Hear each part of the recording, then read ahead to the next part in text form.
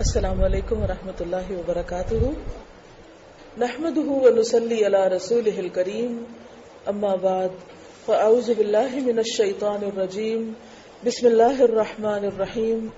رب اشرح لي صدری ويسر لي امری واحلل عقدۃ من لسانی یفقهوا قولی. مجھے جو آج موضوع دیا گیا ہے انشاءاللہ اس کے حوالے سے کچھ آیات میں آپ کے سامنے رکھوں گی اور ان کی وضاحت ہوگی. پھر اس کے بعد انشاءاللہ جو آپ کے ذہن میں سوال ہوں گے آپ وہ کر سکتے ہیں. وَأَطِيعُوا اللَّهَ وَأَطِيعُوا الرَّسُولَ فَإِن تَوَلَّيْتُمْ فَإِنَّمَا عَلَى رَسُولِنَا الْبَلَاغُ الْمُبِينُ. اللَّهُ لَا إِلَهَ إِلَّا هُوَ وَعَلَى اللَّهِ فَلْيَتَوَكَّلِ الْمُؤْمِنُونَ. يَا أَيُّهَا الَّذِينَ آمَنُوا ان من ازواجکم واولادکم عدوا لکم فاحذروہم وان تعفوا وتصفحوا وتغفروا فان اللہ غفور رحیم. انما اموالکم واولادکم فتنہ واللہ عنده اجر عظیم.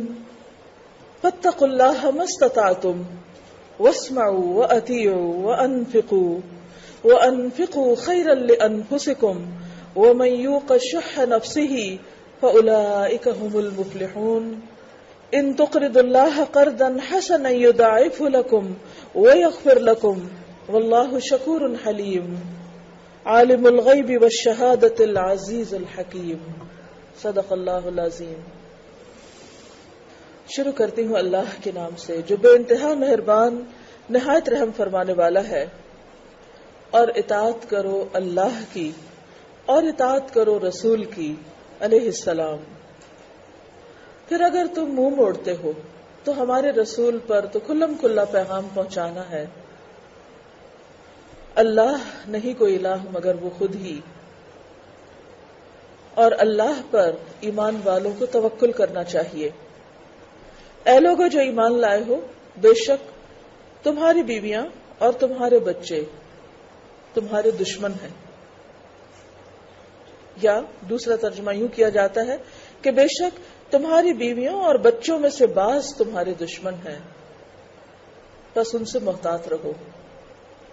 اور اگر تم معاف کر دو، درگزر کرو اور بخش دو تو یقیناً اللہ غفور الرحیم ہے. یقیناً تمہارے مال اور تمہاری اولادیں فتنہ ہیں، آزمائش ہیں، اور اللہ اس کے پاس تو اجر عظیم ہے. بس اللہ سے ڈرو جتنی بھی تم میں استطاعت ہے، جتنا ڈر سکتے ہو، اور سنو اور اطاعت کرو اور خرچ کرو، یہ تمہارے نفسوں کے لیے بہتر ہے.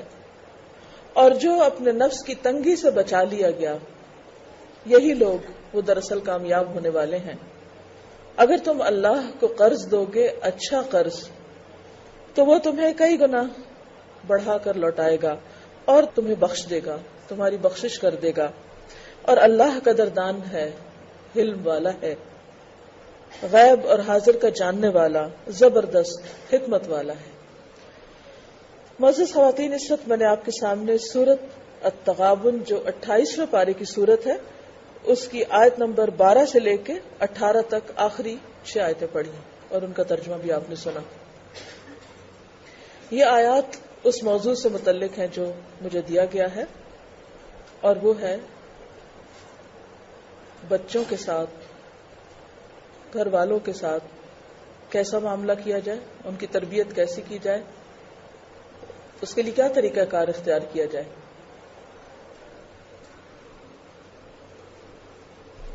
اب دیکھیں کہ بچے تو بعد میں آتے ہیں، بچوں سے پہلے ہم خود آتے ہیں. بچے تو ہماری آف شوٹس ہیں نا،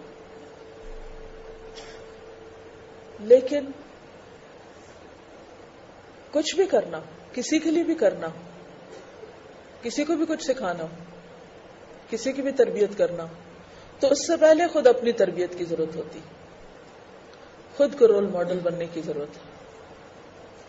اگر ہم اللہ کے وفادار نہیں، اگر ہم اس کے اطاعت گزار نہیں جس نے ہمیں بنایا، جس نے ہمیں سب کچھ دیا، جسم و جان کے علاوہ جو کچھ ہم کھاتے پیتے ہیں، جو کچھ ہم استعمال کرتے ہیں، طرح طرح کی نعمتیں بے شمار، اتنی کہ گن بھی نہیں سکتے، سب کچھ صرف ایک اس کی طرف سے. ہونا چاہتا تو نہ دیتا. اس نے پیدا کیا تو ہم پیدا ہوئے، اس نے زندگی دی تو ہمیں زندگی ملی، اس نے کھانے کو دیا تو ہم کھا رہے ہیں. دنیا میں بے شمار لوگ ایسے ہیں جن کو 2 وقت کا کھانا میسر نہیں، جنہیں کبھی ہر روز اور کبھی دن میں 1 وقت ضرور فاقہ کرنا پڑتا ہے. لاکھوں کروڑوں کی تعداد میں ایسے لوگ ہیں جنہیں صاف پینے کا پانی میسر نہیں، جن کو رہنے کے لیے گھر میسر نہیں، جو زندگی کی بنیادی ضروری نعمتوں سے محروم ہے. لیکن اللہ نے ہمیں سب کچھ عطا کیا ہے. اگر ہم ان سب چیزوں کو جو ہمیں ملی ہیں لکھنے بیٹھے تو دن گزر جائیں، لیکن ہم لکھ نہ سکیں، کیونکہ بہت سی چیزیں تو ہمیں نظر آتی ہیں لیکن اس سے کہیں زیادہ ہیں وہ نعمتیں جو ہمیں نظر بھی نہیں آتی. تو ان سب نعمتوں کو پا کر اس دینے والے کے ساتھ ہمارا سلوک کیا ہے، ہم اس کے کتنے اطاعت گزار ہیں، ہم اس کی کتنی بات مانتے ہیں اور کتنی بھاگ بھاگ کر مانتے ہیں. اور پھر سب سے بڑی بات یہ کہ ہم اس کے مخلص کتنے ہیں، اس کے لیے سنسیریٹی کتنی ہے ہمارے اندر، اس کے لیے ہمارا اخلاص کتنا ہے، وفاداری کتنی ہے. جب اس کے حکم اور کسی دوسرے کے حکم کے بیچ میں ہمیں کچھ چوز کرنا ہوتا ہے، کوئی چوائس ہماری ہوتی ہے، تو ہماری چوائس کیا ہوتی؟ ہم کس کی بات کی اہمیت دیتے ہیں، کس کی طرف جھک جاتے ہیں، ہمارے دل میں کس کی محبت زیادہ ہوتی، کس کا خوف زیادہ ہوتا ہے، کس کا احترام زیادہ ہوتا ہے، کس کا ڈر زیادہ ہوتا ہے. ہم سب خود اپنا جائزہ لے سکتے ہیں. تو بچوں کے معاملے سے پہلے ہمیں حکم دیا گیا وَأَطِيعُوا اللَّهَ وَأَطِيعُوا الرَّسُولَ، کہ اللہ کی اطاعت کرو اور رسول کی اطاعت کرو، کیونکہ رسول اللہ نے بھیجا ہے اور رسول کے ذریعے اللہ نے اپنے تمام احکامات بتائے ہیں کہ اللہ کو ہم سے کیا مطلوب ہے. کیونکہ اللہ تعالیٰ براہ راست تو بندوں سے بات نہیں کرتا، وہ پیغمبروں کے ذریعے انسانوں سے بات کرتا ہے، ان کے ذریعے انسانوں کو بتاتا ہے کہ انسانوں کو کیا کرنا چاہیے. اس لیے ہم سب کے لیے لازم ہے کہ اگر ہم یہ چاہتے ہیں کہ ہمارے بچے دنیا اور آخرت کے نقصان سے بچیں تو اس کے لیے سب سے پہلے ہمیں اپنی عملی زندگی میں تبدیلی لانے کی ضرورت ہوگی. ہمیں اپنے ایمان کے جائزے کی ضرورت ہے. اور ایمان میں کیا کہ سب سے پہلے اللہ کے ساتھ ہمارا سب سے بڑھ کر مضبوط تعلق ہو، سب سے بڑھ کر اسی سے محبت ہو، سب سے بڑھ کر اسی کی اہمیت ہمارے دلوں میں ہو، اسی پر ہم بھروسہ کریں، اسی پر ہمارا یقین ہو، اسی کی عبادت کریں، اسی سے مدد مانگیں، اسی پر توکل کریں. ہماری زندگی میں اول و آخر وہی ہو، سب سے پہلے بھی وہی اور سب سے آخر بھی وہی. اور اس کے لیے کیا ضروری ہے؟ اللہ کی اطاعت کے لیے اللہ کی کتاب کو پڑھنا، اور صرف پڑھنا نہیں، اس کو سمجھنا، اور صرف سمجھنا بھی کافی نہیں بلکہ اس پر اطاعت کرنا، اس کی بات ماننا، جو کچھ یہ کہتا ہے اس کو فالو کرنا، یعنی اس کی اطاعت کرنا. اور اطاعت کا لفظ جو ہے یہ طوعاً سے ہے. طوع کہتے ہیں خوشی سے کوئی کام کرنے کو، اس کا اپوزٹ ہوتا ہے کرہن. مثلا اللہ کا کوئی حکم سن کر، کوئی بات سن کر اگر ہم خوشی سے نہیں مانتے، مجبوراً مان رہے ہیں، بس لگے باندھے کہ بس چونکہ اللہ کا حکم ہے اس لیے ہمیں ماننا ہے، تو یہ اطاعت کا حق ادا کرنا نہیں ہے. اطاعت کیا ہے؟ خوشی سے کسی کی بات ماننا. ہم سب اپنے دلوں کا جائزہ لیں کہ اللہ کی بات سن کر، اللہ کا حکم سن کر ہمارا رویہ کیا ہوتا ہے، ہم سب کیا کرتے ہیں. مثلا دن میں 5 بار اذان کی آواز آتی، الحمدللہ ہم مسلمان ہیں اور مسلمان ملک میں رہتے ہیں اور کسی جگہ مسجدوں کی کمی نہیں، کہیں بھی چلے جائیں ہر جگہ مسجدیں، ہر جگہ اذانوں کی آواز آتی، ہر گھر میں پہنچتی. اور اب تو مسجدوں کے علاوہ اور بھی ذریعے اذانیں سننے کے. اذان کیا ہے؟ حی علی الصلاح، حی علی الفلاح، آؤ نماز کی طرف، آؤ کامیابی کی طرف. گویا نماز کامیابی، سکسیسفل لائف کی ایک کال ہے. کامیاب ہونا چاہتے تو آؤ، آ جاؤ، ادھر کو آؤ، مسجد کی طرف آؤ. لیکن ہم میں سے کتنے مسلمان گھرانے ایسے ہیں کہ جن میں سے مرد حضرات مسجد جاتے ہیں اور نماز کے وقت واقعی وہ سب کام چھوڑ دیں اور مسجد کا رخ کریں، چاہے وہ ریلیجس گھرانے ہوں، چاہے وہ ماڈرن گھرانے ہوں، چاہے وہ پڑھے لکھے ہوں، ان پڑھ ہوں. مسجد کی حیثیت ہماری سوسائٹی میں کیا رہ گئی؟ وہ عبادت کے گھر سے زیادہ سیاست کا گھر، اور سیاست کے گھر سے زیادہ اب بہت سے مسائل اور بعض اوقات دہشت گردی کا سمبل قرار پا گئی. کس کا قصور ہے اس میں؟ خود ہمارا اپنا، کہ ہم نے مسجدوں کو چھوڑ دیا، ہم نے ان کی نگرانی نہیں کی، ہم نے ان کی حفاظت نہیں کی، ہم نے ان کی آبادی نہیں کی، ان کو بسایا نہیں، اور ان کو بس چند مخصوص لوگوں کے حوالے اور ان کی مرضی کے اوپر چھوڑ دیا کہ وہ جو جی چاہیں کریں. اپنے ذہین بچوں کو دنیا کی طرف لگا دیا اور مسجدیں ان کے لیے چھوڑ دی جو کچھ اور نہ کر سکے. موسٹلی زیادہ تر حال یہی ہے. بہرحال وہ تو ایک الگ قصہ ہے، اس سے تو غرض نہیں مجھے اس وقت، لیکن ہمیں تو ہر ایک کو اپنے آپ کے بارے میں سوچنا چاہیے کہ آپ سب اپنے آس پاس اپنے باپ، اپنے شوہر، اپنے بیٹوں، اپنے بھائیوں کو دیکھ سکتے ہیں کہ ان میں سے کتنے % لوگ حی علی الفلاح کی کال کا جواب دیتے ہیں. جب دن میں 5 دفعہ بلایا جاتا ہے آؤ کامیابی کی طرف، اور سمجھ ہی نہیں آتی کس چیز کی طرف بلایا جا رہا ہے. اور اگر کوئی چل بھی پڑتا تو اس کو بھی نہیں پتا ہوتا بعض اوقات وہ کدھر جا رہا ہے اور کیوں جا رہا ہے. جیسے ہم بعض اوقات ایسا ہوتا ہے نا کہ نیند سے جاگتے ہیں نا تو کیسے ہوتے ہیں، آدھے نیند میں ہی ہوتے ہیں. اس وقت کی جو نماز ہوتی ہے نا وہ اسی طرح کی ہوتی ہے جیسے سوئے ہوئے نماز پڑھ رہے ہیں. نماز میں بھی کہتے ہیں ہم خشوع کے لیے آنکھیں بند کر رہے ہیں، وہاں بھی آرام کرنے لگتے ہیں. پھر تو یہی حال ہوتا ہے کہ کچھ لوگ مسجدوں کو جاتے بھی ہیں تو آدھے سوئے ہوئے جاتے ہیں، نہیں پتا کیوں جا رہے ہیں اور نہیں پتا وہاں کرنا کیا ہے، اور پھر وہاں سے اٹھ کے آگے بس بات ختم. پھر آپ دیکھیے یہ صرف ایک مثال ہے اطیع اللہ کی، کیونکہ نماز سب سے پہلا حکم ہے اللہ کا. شیطان نے کیا کیا تھا؟ سجدے سے انکار کیا تھا اور وہاں سے بات بگڑی تھی، اور وہ سجدہ اللہ کو نہیں تھا، بندے کو تھا. تو اگر شیطان اس لیے مجرم ہے کہ اس نے اللہ کے حکم سے بندے کو سجدہ نہیں کیا، تو وہ انسان کیا شیطان کے پیروکار نہیں ہے جو اللہ کے حکم سے اللہ کے سجدے کے لیے حاضر نہیں ہوتے اور اس وقت یا سوئے رہتے ہیں یا دنیا کے اور کام کرے رہتے ہیں؟ یہ کوئی معمولی جرم ہے؟ جب ہم ہر روز 5 دفعہ اللہ کی نافرمانی کریں، پھر ہم چاہیں ہمارے بچوں کی اچھی تربیت ہو جائے اور وہ ہمارے وفادار ہو جائیں اور وہ ہمارے لیے بڑے مہربان ہو جائیں اور ہمارے لیے صدقہ جاریہ بنے اور وہ سیدھی راہ پہ چلیں اور وہ بگڑے ہوئے کام نہ کریں، ان سے پہلے ہمیں خود اپنے بارے میں سوچنا ہے کہ ہم کتنے اپنے رب کے جس نے ہمیں سب کچھ دیا اس کے کتنے وفادار ہیں. اور بچوں کو ہم نے کیا دیا ہے؟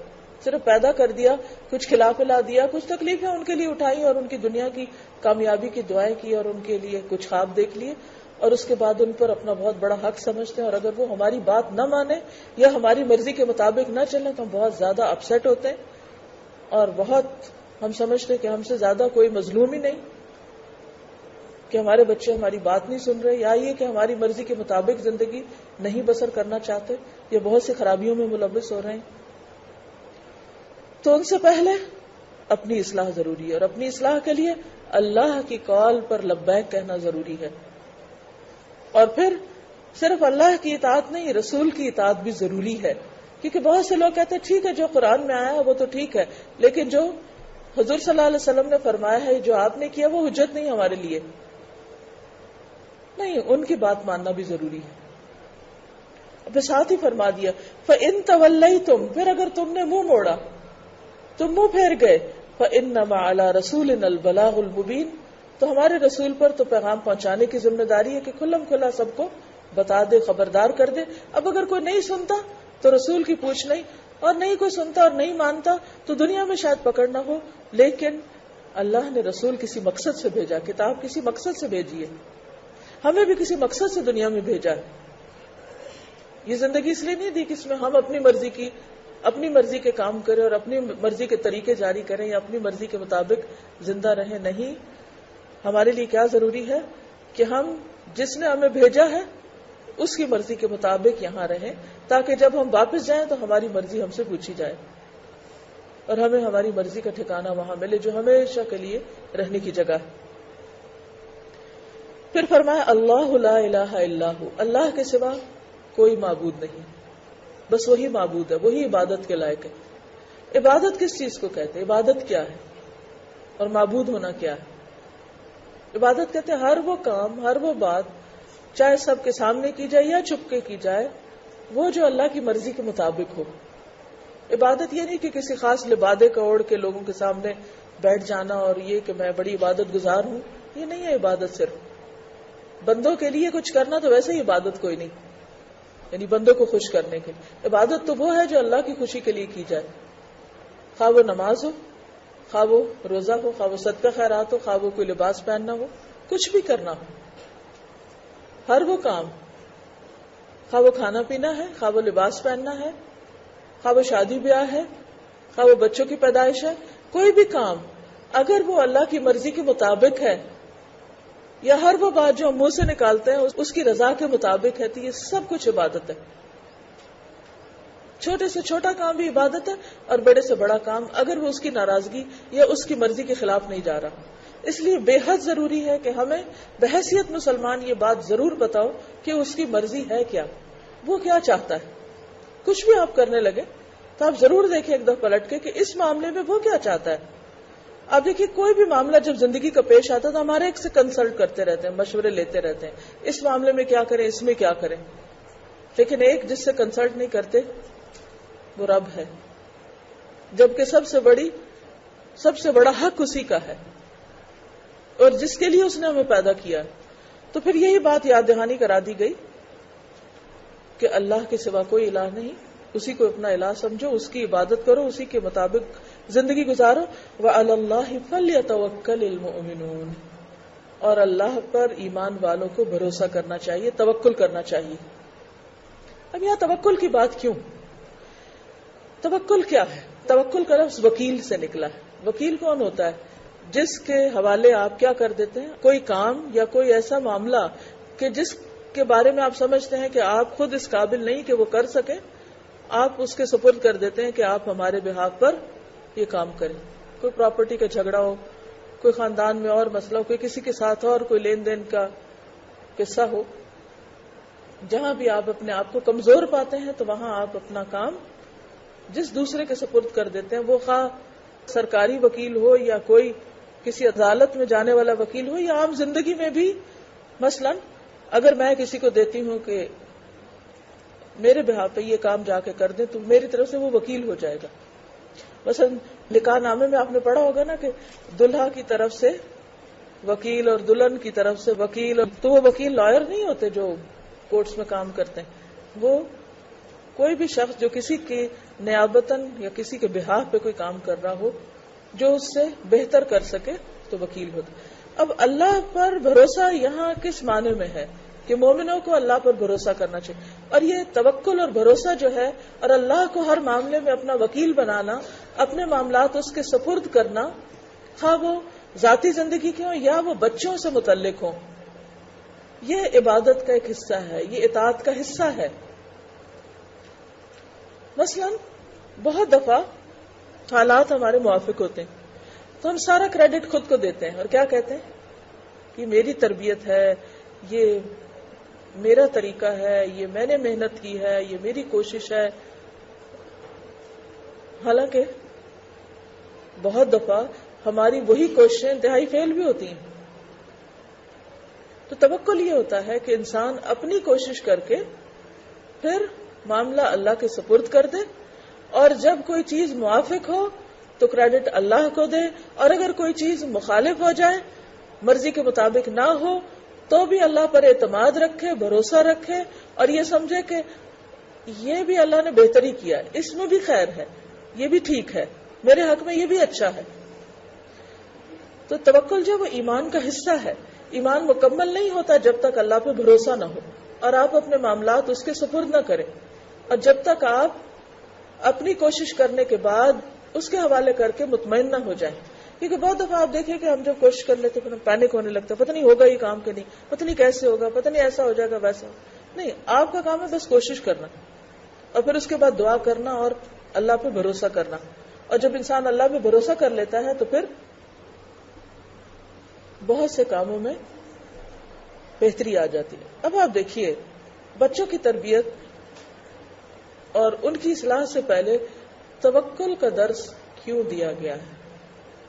سوچنے کی بات ہے۔ کیوں کہا گیا کہ اللہ پر بھروسہ کرو؟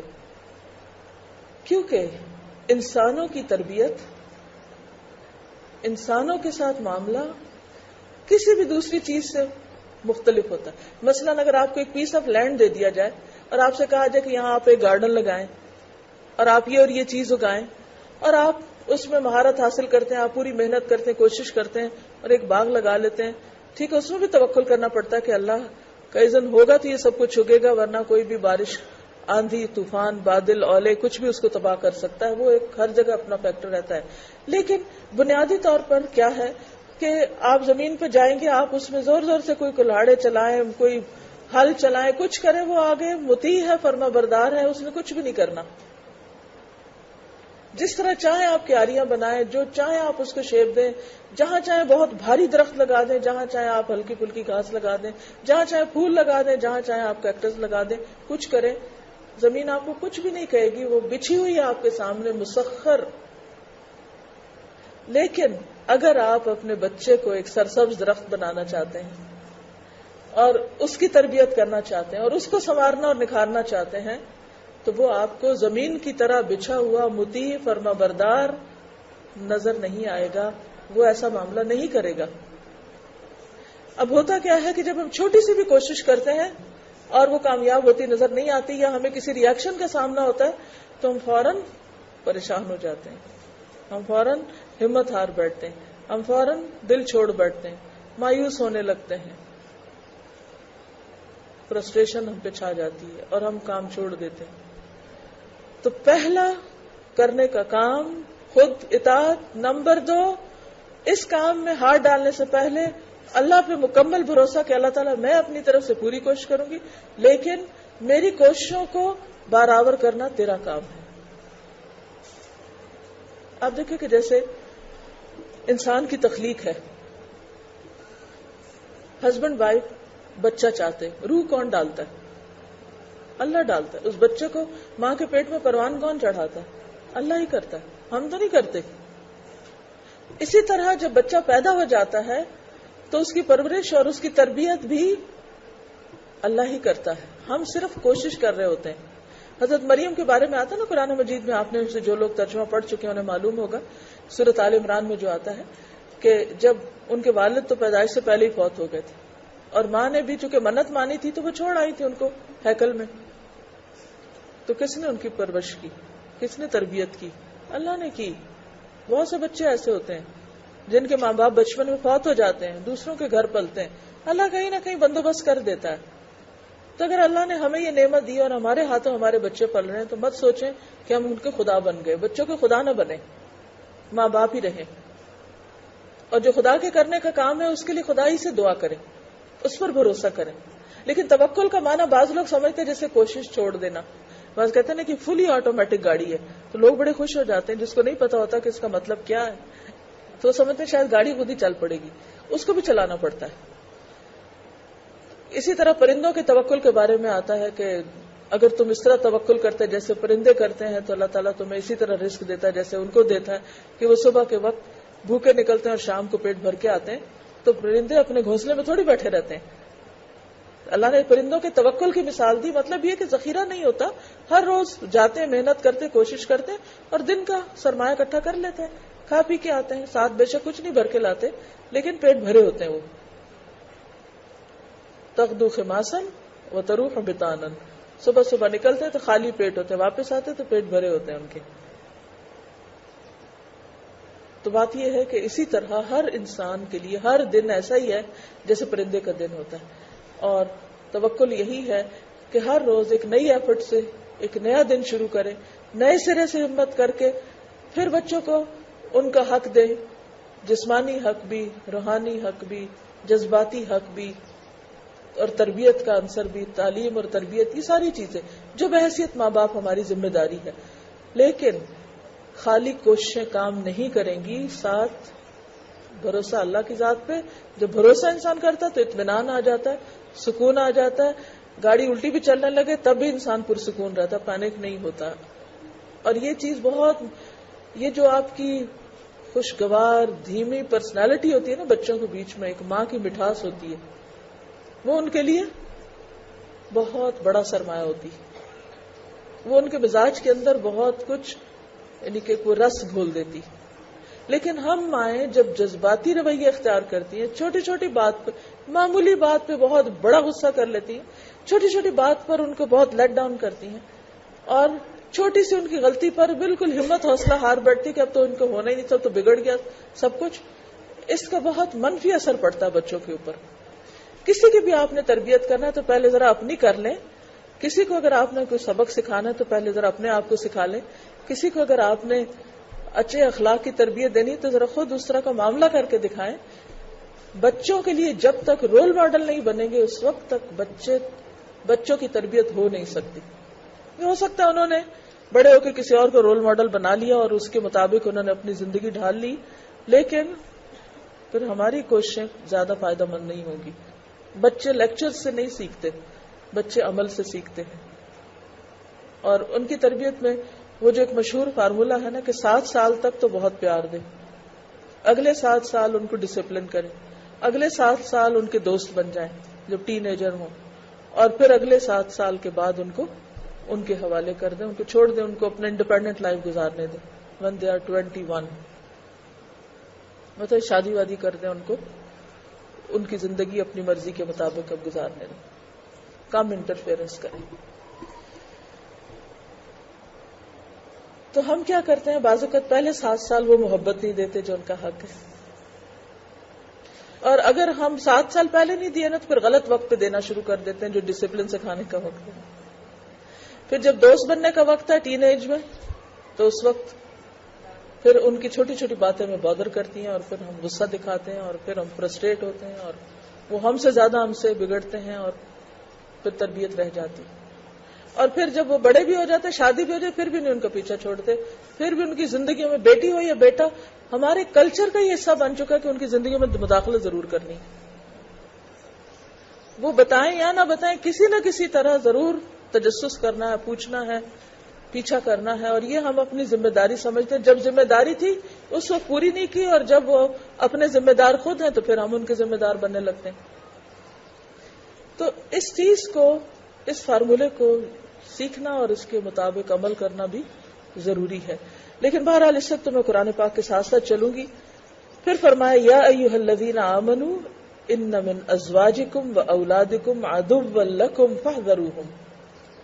اے ایمان والو، تمہاری بعض بیویاں، ازواج کا لفظ صرف بیویوں کے لیے نہیں آتا، شوہر کے لیے بھی زوج کا لفظ آتا ہے. عربی میں یہ اسپاؤس کے معنوں میں استعمال ہوتا ہے. بیوی کے لیے شوہر، شوہر کے لیے بیوی. ان میں آپس کے جو تعلقات ہیں وہ ایسے ہو سکتے ہیں جیسے 2 دوستوں کے نہیں 2 دشمنوں کے. اور بہت دفعہ ایسا ہوتا ہے دونوں کی آپس میں بالکل نہیں بنتی، بالکل دونوں کی تھنکنگ فرق، دونوں کے مفادات فرق، دونوں کی دوڑ فرق، بہت کچھ اختلاف ہوتا ہے. ایسا ہو سکتا ہے. اور اسی طرح بچوں کے ساتھ بھی ہوتا ہے. بعض اوقات ہسبینڈ وائف تو بہت ایک دوسرے کے لیے مہربان ہیں، لیکن بچے بالکل ہی اپوزٹ مزاج کے. آپ جو کہیں گے اس سے الٹ جائیں گے، جو آپ چاہیں گے وہ دوسری طرف جائیں گے. اور پھر یہاں پر جو کہا نا کہ تمہارے دشمن ہو سکتے ہیں، تو اس میں ضروری نہیں کہ دنیاوی معاملات میں، دین کے معاملات میں بھی دشمن ہو سکتے ہیں. قیامت کے دن ایک شخص لایا جائے گا اور کہا جائے کہ اس کی ساری نیکیاں اس کے بچے کھا گئے، یعنی انہوں نے ایسے کام کیے کہ اس کی عزت پہ بھی بٹا لگایا اور جو کچھ اس نے کیا تھا وہ انڈو کر دیا انہوں نے. تو ایسے معاملے میں جو حل بتایا گیا ہے اللہ نے بتایا وہ کیا ہے؟ فاحذروہم، محتاط رویہ، محتاط رہو، احتیاط برتو، ڈرتے رہو. کیونکہ حذر کا لفظ جو ہے احتیاط کے لیے بھی آتا ہے، ڈر کے لیے بھی آتا ہے. چوکنے رہو، کانشیس رہو، جاگتے رہو. کیونکہ جب انسان احتیاط کرتا ہے، مثلا گاڑی چلا رہے ہیں آپ، تو احتیاط کس چیز کا نام ہے بتائیے؟ گاڑی چلاتے ہوئے احتیاط کیا ہوتی؟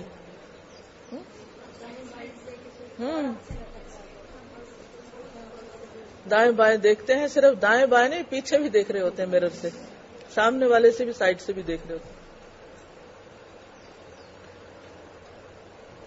اب یہ جو حقیقت کھولی ہے نا اللہ نے، یہ دنیا کی کوئی نفسیات کی کتاب نہیں کھولتی کہ تمہارے اپنی بیویاں یا شوہر یا بچے تمہارے دشمن ہوں گے. ہم تو ہر قیمت پر ان کو اپنا خیر خواہ، مہربان اور دوستی سمجھتے ہیں. اللہ کہتے ہیں نہیں، اللہ تعالیٰ فرماتے ہیں دشمن، ان سے محتاط رہنا. اچھا، ہم یہ بھی سمجھتے ہیں کہ بعض اوقات نہیں، وہ ہماری تو ہر بات مانتے ہیں، ہمارے ساتھ تو ہر طرح کا تعاون کرتے ہیں، اس کے باوجود دشمن ہو سکتے ہیں. وہ کیسے؟ کیونکہ ضروری نہیں کہ کوئی دشمن نفرت کے ساتھ ہی دشمنی کرے. بہت سے لوگ محبت کی آڑ میں بھی دشمنی کر رہے ہوتے ہیں. کچھ لوگوں کی محبت بھی آپ کے لیے ایسی ہے جیسے وہ آپ سے دشمنی کر رہے ہیں. کیونکہ جب کسی سے نفرت ہوتی ہے تو انسان بعض اوقات اس کا اظہار کسی نہ کسی طرح کر دیتا ہے اور آپ کو آپ کی غلطیاں بھی بتاتا ہے. لیکن جب کوئی آپ سے محبت کرتا ہے، وہ آپ کی غلطیاں دیکھ بھی رہا ہوتا ہے، تو پھر بھی کیا کرتا ہے؟ آپ کو محبت کی وجہ سے بتانا ہی نہیں چاہتا، بتا سکتا ہی نہیں. وہ محبت زبان بند کر دیتی ہے. تو یہ بھی تو دشمنی ہے نا. اب دیکھیے کہ ہم اپنے بچوں کے ساتھ دشمنی کیسے کرتے ہیں. مثلا جب بچے چھوٹے ہوتے، جیسے کہا گیا نا 7 سال کے ہوں تو نماز کے لیے کہو. ہم نہیں کہتے نماز کے لیے. کیوں نہیں؟ کیا وجہ ہوتی؟ کیوں نہیں کہتے؟ نیند خراب ہوگی، ابھی کھیلنے کے دن ہیں، ابھی کپڑے ایسے نہیں پہنے ہوئے کہ جس میں نماز پڑھی جائے. جی، سردی میں وضو کیسے کریں، مسجد کیسے بھیجیں، قرآن ابھی بس پڑھ لیں گے نا، ابھی اسکول کا اتنا کام ہے، ذرا چھٹیاں آئیں گی تو پھر پڑھائیں گے ان کو. اسی طرح بعض اوقات بچے انتہائی غلط حرکتیں بھی کر جاتے ہیں. بعض بچوں کو چوری کی عادت ہوتی ہے، بعض کو جھوٹ کی عادت ہوتی ہے، لیکن ماں باپ ان کو کور کرتے رہتے ہیں.